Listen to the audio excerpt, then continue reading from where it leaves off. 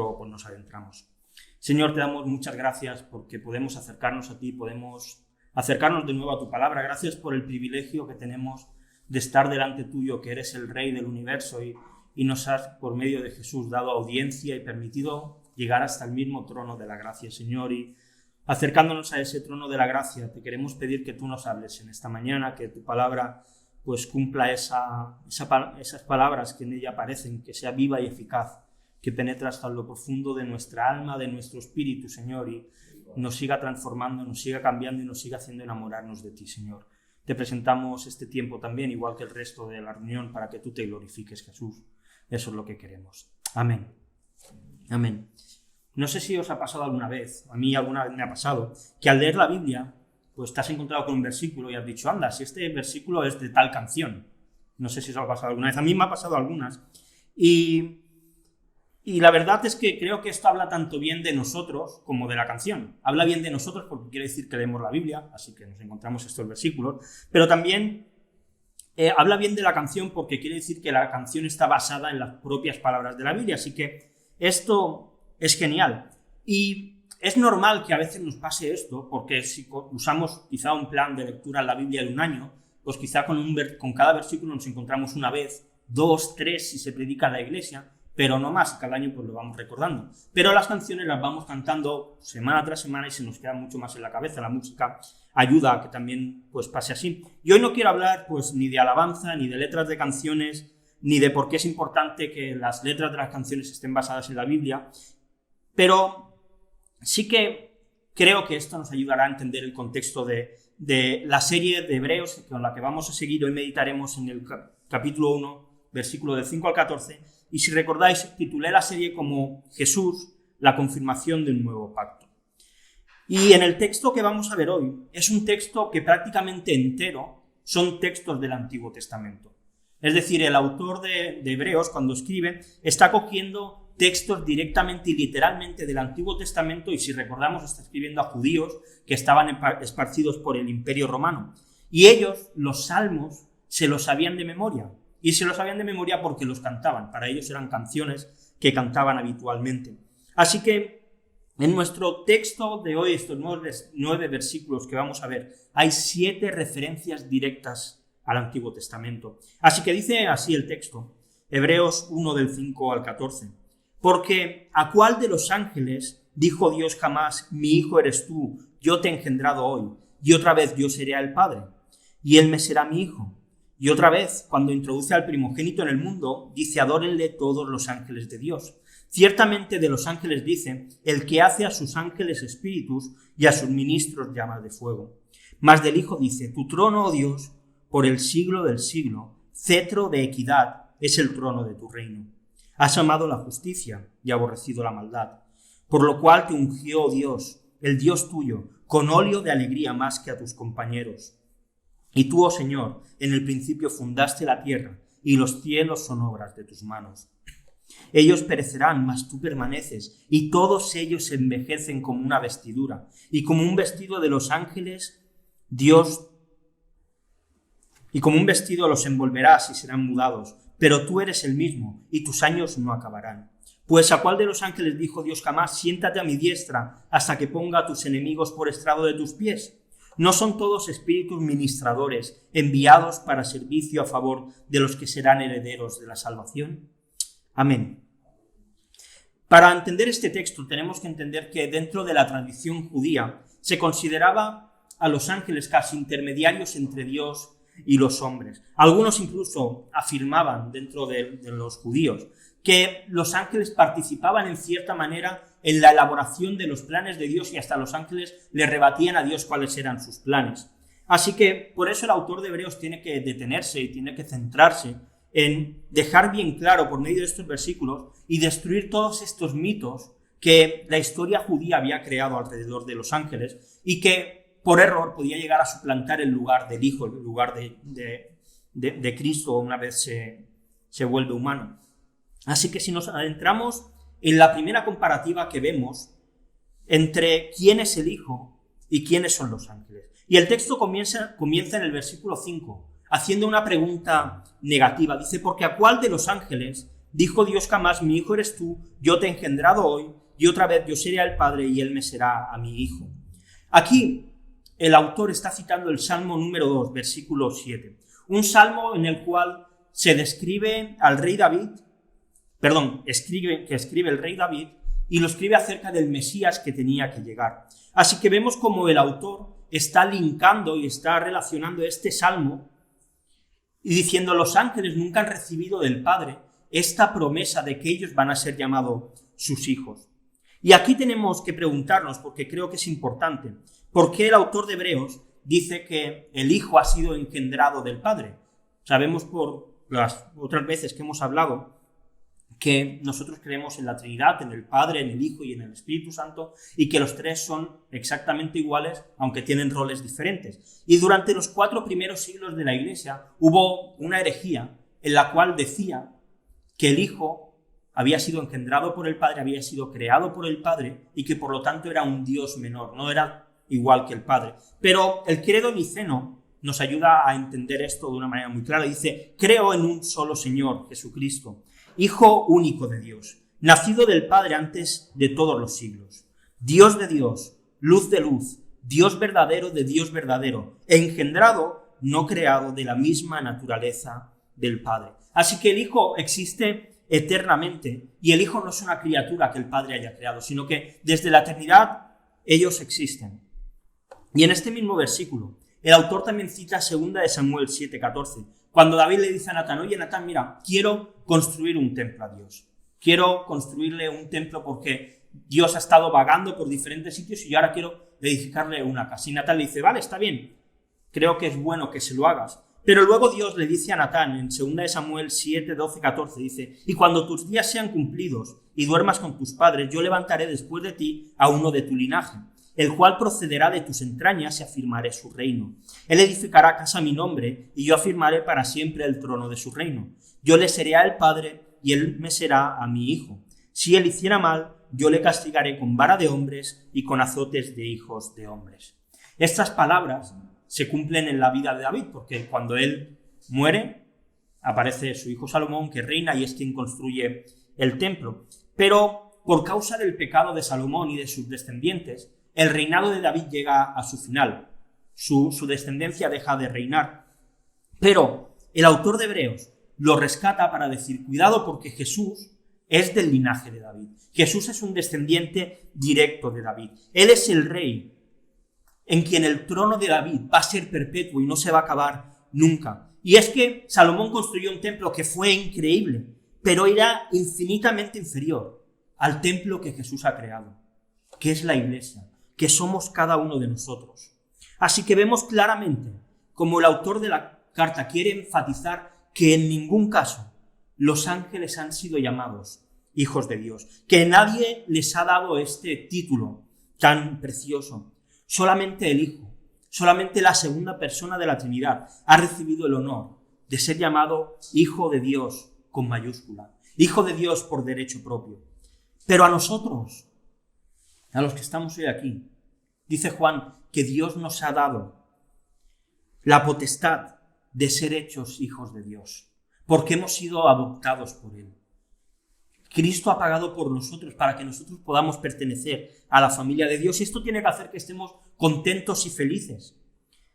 Y claramente el autor quiere dejar esto muy claro. El Hijo es mayor que los ángeles, y los ángeles son inferior a Él. El versículo 6 continúa diciendo, y otra vez, cuando introduce al primogénito en el mundo, dice: adórenle todos los ángeles de Dios. Aquí se centra directamente en la encarnación, en el nacimiento virginal de Jesús, en el momento en el que el primogénito, aquel que tenía autoridad sobre todas las cosas, a quien Dios le había dado una autoridad absoluta, en cierta manera se rebaja a los ángeles, haciéndose un humano. Pero acerca de los ángeles, si alguien pudiese pensar que ellos eran divinos, los coloca como adoradores. Adórenle todos los ángeles de Dios. La orden es clara y los ángeles deben adorar al Hijo. Lo vemos cuando nace Jesús y como se aparece un ángel a los pastores y le dice: adorad. Y de repente todo el cielo se llena de ángeles que empiezan a adorar a aquel bebé, aquel que iba a ser nuestro rescatador, nuestro redentor. Y en Lucas 2, 13, 14 dice: y repentinamente apareció con el ángel una multitud de las huestes celestiales que alababan a Dios y decían: gloria a Dios en las alturas y en la tierra paz, buena voluntad para con los hombres. Y esto es algo maravilloso, porque aunque se haya rebajado la posible posición divina de los ángeles, que vemos que no tenían, todos ellos han recibido una orden: adorad al primogénito. Y creo que esto también es una llamada de atención a nosotros, porque si los ángeles han recibido la orden de que tienen que adorar al Hijo de Dios, si estas criaturas que no han sido redimidas, que Jesús no ha pagado por ellas, están adorándole, nosotros que hemos sido salvados, que Jesús ha pagado con su sangre por nosotros, tenemos que tener una vida de adoración continua. Nuestro corazón debe buscar adorar a Dios en todo momento. Nosotros somos parte del motivo por el que el Hijo vino al mundo. Si no hubiese habido pecado, Jesús nunca se habría hecho humano. Si Dios no hubiese querido rescatarnos, Jesús no habría venido a este mundo, no habría hecho falta, pero Él vino para poder rescatarnos. Y nosotros tenemos que adorarle cada segundo de nuestra vida. Y tenemos que reflexionar, y dejo aquí una pregunta al aire: ¿cómo puedes hacer que tu vida sea una vida de adoración continua a Dios? ¿Qué cosas puedes cambiar de ella? ¿Qué cosas tienes que dejar o qué cosas tienes que empezar a hacer? Pero en nuestra vida estamos llamados a ser verdaderos adoradores, que adoren en espíritu y en verdad a Dios cada día de nuestra vida. Si hasta aquí hemos visto esta primera parte, en la que se nos presenta la supremacía de quién es el Hijo respecto a quiénes son los ángeles, vamos a ver ahora cuál es la supremacía en cuanto a la autoridad del Hijo en comparación con los ángeles. Dice el versículo 7: ciertamente de los ángeles dice: el que hace a sus ángeles espíritus y a sus ministros llama de fuego. En este momento el autor está citando el Salmo 104, versículo 4. Todo el Salmo 104 trata de cómo Dios se ha engrandecido a través de la creación. Habla de la luz, habla de los cielos, habla de las aguas, de las nubes, del viento, y también habla acerca de los ángeles. Y este salmo lo que trata de expresar es que toda la creación y el dominio de Dios sobre ella. En la liturgia de la sinagoga, cuando los judíos hacían sus cultos, siempre se cantaba este salmo, o el viernes al atardecer, o el sábado por la mañana. Así que vemos que los ángeles son situados como parte de la creación de Dios. Esta idea que podían tener algunos judíos de que los ángeles tenían cierta divinidad se desvanece con esto. Y en un contexto en el que el Salmo presenta que todo es creado, que todo se encuentra ante el control absoluto de Dios, también los ángeles están en esa situación. Así que el mensaje es muy claro a los que iban a leer esta carta cuando se escribió. Aunque es verdad que los ángeles tienen función de ser mensajeros y de ser ministros, es decir, de ser servidores, ellos son inferiores al Hijo y forman parte de toda la creación que Dios ha hecho. Ahora bien, si los ángeles son creados y su autoridad se queda basada básicamente en lo que Dios le pueda conferir para hacer, ¿qué sabemos nosotros del Hijo? Dice el versículo 8 y 9, mas del Hijo dice: tu trono, oh Dios, por el siglo del siglo. Cetro de equidad es el trono de tu rey, es el cetro de tu reino. Has amado la justicia y aborrecido la maldad, por lo cual te ungió Dios, el Dios tuyo, con óleo de alegría, más que a tus compañeros. Aquí el autor de la carta vuelve a citar otro salmo, el Salmo 45, versículo 6 y 7. Y en este salmo, el autor del salmo está describiendo a un rey que está celebrando su boda. Y hasta en este salmo los rabinos judíos están apuntando directamente al Mesías que ellos están esperando que venga. Así que cuando cantaban estos salmos, y lo vemos en los 2 primeros siglos de la Iglesia también, ellos apuntaban directamente a Jesús, a la segunda persona de la Trinidad, como un rey que venía a cumplir las palabras de este salmo. Este rey es un rey eterno y es Dios mismo también. Así que vemos como la doctrina de la Trinidad también aparece aquí de una manera maravillosa. Y sobre su reino se nos dice que es un cetro de equidad. Es decir, que es un reino el cual da a cada uno lo que se merece. Es un reinado que se fundamenta y se basa en la justicia. Dice Juan Calvino, pero la rectitud en el reino de Dios tiene un significado más amplio. Es que Él, por medio del Evangelio, que es su cetro espiritual, nos renueva según la rectitud de Dios. El Evangelio nos renueva para que nosotros podamos vivir vidas rectas como Dios quiere. Pero no solo esto, el carácter moral de su reino es un reino que ama la justicia y que aborrece la maldad. Y esto creo que es importante, porque nos marca un poco cuál es el camino y de qué manera nosotros tenemos que vivir. ¿Qué es lo que nosotros hacemos? ¿Odiamos la injusticia? ¿Cómo reaccionas cuando ves que alguien trata mal a otra persona? ¿Qué haces cuando ves que alguien abusa de su poder? ¿Nos callamos o actuamos? ¿De qué están llenas nuestras acciones y nuestras palabras? ¿De justicia o de maldad? El reino del Hijo se caracteriza por amar la justicia y aborrecer la maldad. Y esto hizo que el Hijo fuese ungido por el Padre con un aceite de alegría. Dice más que a sus compañeros. Y esos compañeros no son los ángeles. Aquí no está hablando de algo literal, de que haya habido un aceite que haya caído sobre el Hijo y lo haya ungido.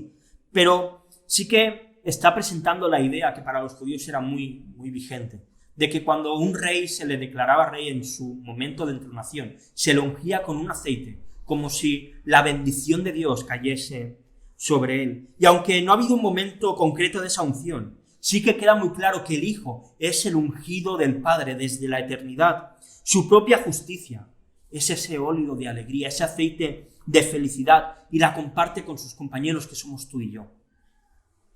Esto es increíble. Dios nos llama compañeros del Hijo, aquellos a quienes Jesús ha rescatado y ha redimido.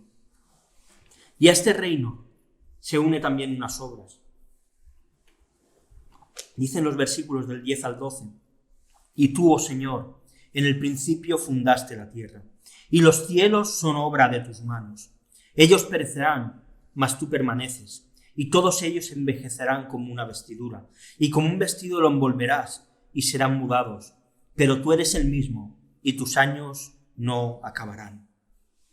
El autor de la carta quiere colocar al Hijo en un lugar alto de autoridad, no solo porque su reino sea un reino de justicia y de alegría, sino que las acciones del Hijo hace que sea diferente a toda la creación que Él ha hecho. Por lo tanto, tiene una autoridad superior. Aquí el salmista está citando el Salmo 102, los versículos del 25 al 27.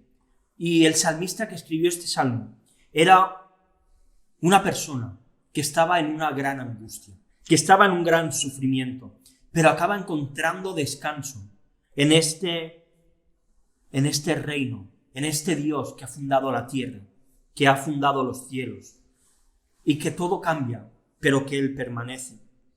Así que el autor de la carta quiere volver a dejar claro que todo lo que existe, que todo lo que ha sido creado por el Hijo, y que Él es absolutamente superior a todas las cosas que existen. El pecado hizo que la tierra fuese maldita. Cuando vemos la creación, Dios siempre miraba lo que había creado, y la Biblia nos dice que vio Dios que era bueno. Y el pecado estropea, pues toda la creación, estropea la tierra. Y en su maldición, la tierra se va envejeciendo, la tierra se va desgastando, la tierra se va estropeando. Pero su creador no, su creador permanece. Es verdad que lo creado, nuestras vidas, nos vamos haciendo mayores y nos vamos desgastando poco a poco. Pero al final, como dice el texto, como un vestido, todo será mudado, todo será cambiado. Y es que tenemos la promesa de que este mundo tan terrible va a ser transformado en cielos nuevos y tierra nueva, donde va a morar la justicia, donde el reino de Dios va a ser totalmente perfecto. Una nueva creación de la cual nosotros vamos a formar parte y vamos a disfrutar. Vamos a poder vivir en ella.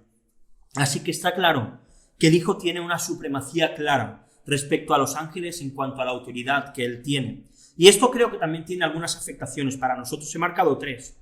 La primera es que los ángeles representaban lo sobrenatural. Pero ellos no debían ser adorados por ser seres sobrenaturales. Ellos solamente eran servidores. Y los judíos que iban a recibir esta carta estaban recibiendo un mensaje muy claro. Solo tenéis que adorar al Hijo. No tenéis que adorar a ningún otro ser sobrenatural.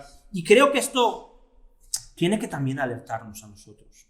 Porque quizá y seguro que en nuestra vida nos encontramos con personas que nos animan, escuchamos a predicadores que nos gustan sus predicaciones, que nos enseñan, que nos animan a seguir. Es bueno tener experiencias espirituales, pero nada de esto debe recibir nuestra adoración. No hay ningún predicador al cual nosotros tengamos que adorar, ningún pastor al cual nosotros tengamos que adorar. No tenemos que idolatrar ciertas experiencias que nosotros hayamos podido tener. Solamente el Hijo es el que merece nuestra total y completa adoración. Lo segundo que encuentro que podemos aplicar es que el Hijo ha instaurado un reino que odia la maldad y que ama la justicia. Y en ese reino nosotros estamos viviendo. Por tanto, nuestra vida debe buscar amar las cosas justas y odiar las cosas malas. Apartarnos de todo aquello que es injusto, de todo aquello que ofende a los demás, rebelarnos contra ello y alzar una voz. Vivimos en un tiempo que es difícil alzar la voz, porque nos cancelan muy rápido. Pero Dios nos llama a alzar la voz contra las injusticias. Hace poco salió que en la Comunidad de Madrid se decía que los menores tutelados habían sido prostituidos, han habido casos en Valencia y en Baleares también. A mí me rompe el corazón ver que los cristianos no lideran estas iniciativas. Ahí es donde nosotros deberíamos estar preocupándonos por los huérfanos, por las viudas, por los necesitados. Porque aquel que no tiene a Dios va a intentar siempre buscar un beneficio propio. Pero nosotros es una manera de adoración. Y es algo que deberíamos levantar una voz y movernos. Y lo tercero que encuentro en esta parte es que el Hijo es el creador de todo lo que existe. Y mientras que toda la creación se va deteriorando, Él permanece igual. Él no cambia. Y esto es algo en lo que podemos descansar. Porque si Dios ha creado todo, quiere decir que Dios sabe resolver todo. Que no hay nada que Él no pueda resolver. Que Dios conoce nuestro cuerpo a la perfección. Así que Dios puede ser nuestro sanador. Él conoce nuestro corazón mejor que nosotros mismos, así que Dios puede ser nuestra alegría. El que ha creado y diseñado todo. No hay nada que le vaya a ser demasiado difícil de cambiar. Así que podemos confiar en el Hijo, porque Él está reinando con autoridad en el cielo. Y todo está bajo su control. Y si hasta aquí hemos visto la supremacía de quién es el Hijo respecto a los ángeles, hemos visto también la supremacía en cuanto a la autoridad. Vamos a ver de una manera ya muy rápida cuál es la supremacía que el Hijo tiene en cuanto a su posición respecto a los ángeles. Dice el versículo 13, pues, ¿a cuál de los ángeles dijo Dios jamás, siéntate a mi diestra hasta que ponga a tus enemigos por estrado de tus pies? Otra vez, al igual que el versículo 5, el autor lanza una pregunta negativa, dando por hecho que la respuesta es a nadie. Y aquí el autor vuelve a citar otro salmo, en este caso el Salmo 110, capítulo 1. Y aquí lo que el autor quiere dejar muy claro es que aunque los ángeles están rodeando el trono de Dios, aunque ellos están alabando a Dios, aunque ellos tienen ciertas tareas que son muy importantes y de mucho valor, ninguno de ellos se ha podido sentar en el trono de Dios. Hubo uno que lo intentó, Satanás, y acabó destituido de la gloria de Dios para toda la eternidad. Y a ninguno de ellos Dios les ha dado esta posibilidad de sentarse ahí. Dice Hebreos 1:3, habiendo efectuado la purificación de nuestros pecados por medio de sí mismo, se sentó a la diestra de la majestad en las alturas. Y esto lo dice del Hijo. Él sí que está sentado a la diestra de Dios. Él sí que tiene una autoridad superior a cualquier otra. Hay un autor, John Brown, que dice, poder sentarse cerca del Rey en cualquier momento es señal de estar en relaciones de familiaridad y amistad con Él, ya que todos, con excepción de sus favoritos, permanecen de pie ante su presencia. Pero sentarse cerca de Él, cuando está en el trono, es señal de rango, dignidad y de poder en el reino. El sentarse a la derecha o a la izquierda del Rey es simplemente otro modo de señalar los dos rangos de mayor dignidad en el reino. Mientras que todas sus criaturas tienen que estar de pie adorando al Rey, el Hijo se sienta porque tiene una autoridad mayor que todos, mayor que cualquier ángel. Pero, ¿qué sabemos entonces de los ángeles? ¿Qué autoridad tienen ellos? ¿Tienen alguna? No. El versículo 14 nos da la clave. Dice, ¿no son todos espíritus ministradores, enviados para servicio a favor de los que serán herederos de la salvación? El Hijo, sentado en el trono, a la diestra del Padre, es el que le da orden a los espíritus ministradores y los envía para que hagan sus labores. Aquí tenemos que abandonar esa idea, más bien de la tradición católico-romana, de que cada uno tenemos un ángel de la guarda que está con nosotros cada día y nos está cuidando de que no nos pase nada. Esto no es lo que el autor de Hebreos está diciendo. ¿Cuáles son las labores de los ángeles? En la Biblia encontramos que los ángeles anunciaron la ley de Dios. Por eso los judíos los tenían casi de una manera divina. Los ángeles hicieron llegar mensajes de Dios a su pueblo. Los ángeles atendieron necesidades físicas del pueblo de Dios. Los ángeles fueron destinados a guardar ciudades. Lo vemos quizá en el caso de Lot, cuando Dios destruye Sodoma. Y ellos, en el futuro, serán quienes reúnan a todos los hijos de Dios cuando Cristo vuelva. Pero los ángeles no han recibido, por ejemplo, un privilegio que nosotros tenemos. Hay un libro que perdí y que me gustaba mucho. Se llamaba Lo único que no podrás hacer en el cielo. ¿Sabéis qué es? Evangelizar. En el cielo ya no habrá que evangelizar, serán todos creyentes. Y a los ángeles nadie les ha dado la autoridad de poder hacer esto.